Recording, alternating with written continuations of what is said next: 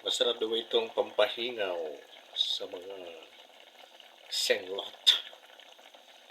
Lasing.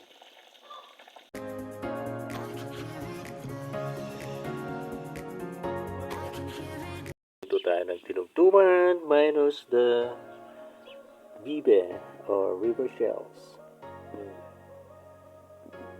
Daong sili, may bunga bang berde, wala.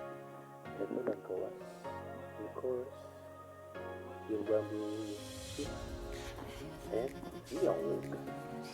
Yan na, yung lasa.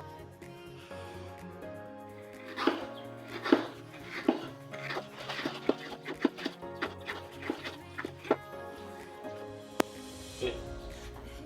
Lagyan na natin. In to the bitter taste. Isasangkot siya pa yan. Then, lalambot na yan. Ito pala yung yung pamigla ng luya. Langkawas.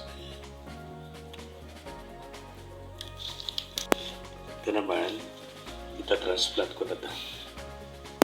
Final ingredients here. Bamboo shoots. Sliced. Of course, sili leaves and the fruits. Okay, this is langkawas, that ginger, of course, onion, garlic, and instead of river shells, I will use tinapa flakes or smoked fish for the appetizer. Right? So let's get ready. Magluto tayo, Kuya Ino!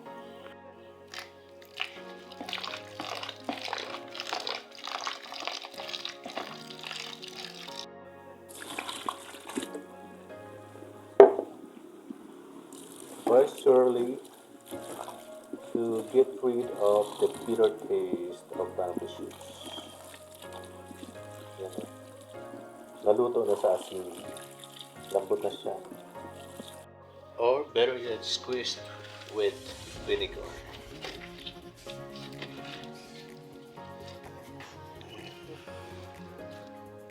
Then, wash with water again.